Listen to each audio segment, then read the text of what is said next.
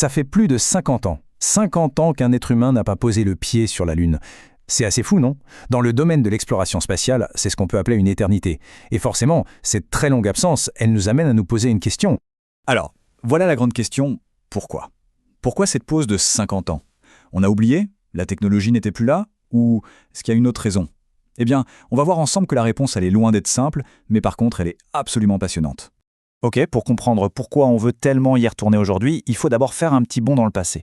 Comprendre pourquoi on en est parti. Allez, retour sur l'âge d'or d'Apollo et sur les raisons de cette longue pause.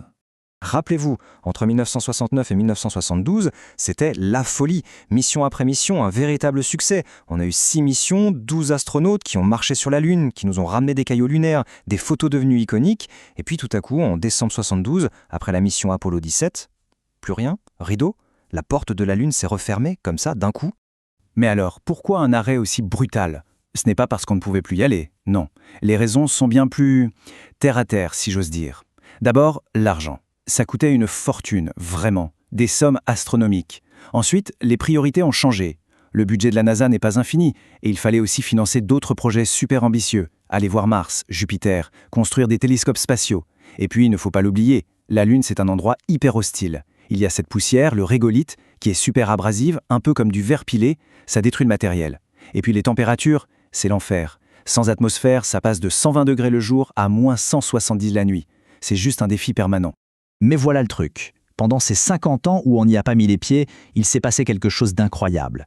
On n'y était plus, physiquement, mais nos sondes, nos satellites, nos télescopes, eux, ils ont continué le travail. Et ce qu'ils ont trouvé, eh bien ça a tout changé. Absolument tout. L'image qu'on avait de la Lune pendant des décennies, c'était ça. Un gros caillou. Mort, stérile. Et surtout complètement sec. C'était la conclusion des missions Apollo, la version officielle de la science.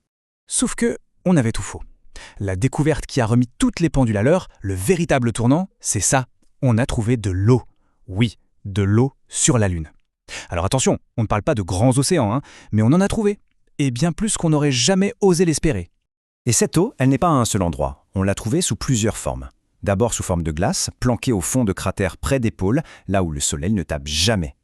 Ensuite, on en a découvert cachés dans des milliards de toutes petites perles de verre, des résidus d'anciennes éruptions volcaniques, et, encore plus surprenant, piégés directement dans les graines poussières, même sur la face éclairée de la Lune. C'est juste énorme, parce que l'eau dans l'espace, c'est la ressource la plus précieuse qui soit.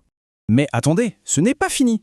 La découverte de l'eau, c'est une chose, mais on a aussi compris que la Lune n'était pas du tout le caillou mort qu'on imaginait. En fait, elle est encore active géologiquement. Et mieux encore, elle cache peut-être la solution pour s'y installer, des abris naturels parfaits. Alors, regardons ça de plus près. Ce nouveau portrait de la Lune est juste fascinant. On a découvert qu'elle a un noyau de fer solide en son centre, un peu comme la Terre. On a détecté des tremblements de Lune, ce qui prouve qu'elle n'est pas du tout morte géologiquement. Et le plus fou, il y a d'énormes tunnels de lave souterrains, des grottes géantes qui pourraient servir d'abris idéaux contre le vide spatial et les radiations. On pense même qu'il y a une couche un peu molle, comme du gel, très profond sous la surface. Bref, la Lune est bien plus vivante qu'on ne le croyait. Forcément, avec toutes ces découvertes, l'envie de retourner sur la Lune est revenue en force.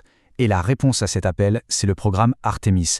Mais cette fois-ci, l'idée, ce n'est pas juste de faire un aller-retour. Et là, il faut bien comprendre la différence fondamentale entre Apollo et Artemis. Apollo, c'était une course. Le but, c'était de battre les soviétiques, de planter un drapeau. C'était une visite, un exploit à court terme. Artemis, c'est complètement autre chose.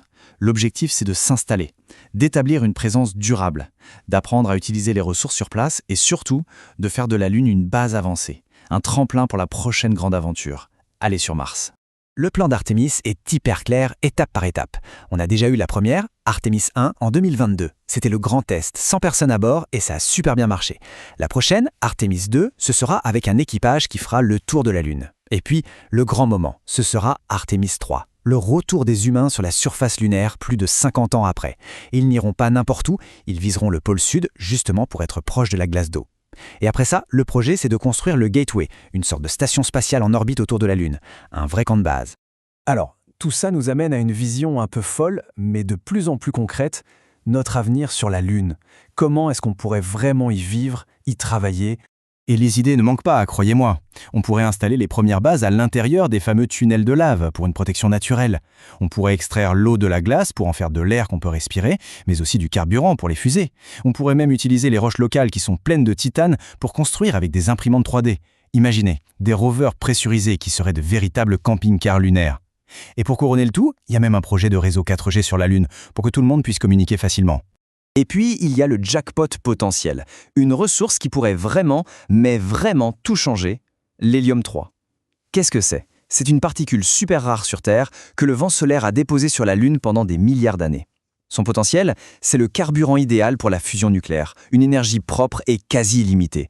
Pour se faire une idée, avec seulement 25 tonnes, on pourrait alimenter tous les États-Unis pendant une année entière.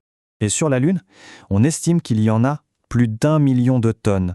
Faites le calcul, le potentiel est juste vertigineux. C'est évidemment une des motivations économiques les plus puissantes derrière ce retour sur la Lune. Finalement, tout se résume à ça. Les missions Apollo nous ont appris comment visiter un autre monde. C'était un exploit incroyable.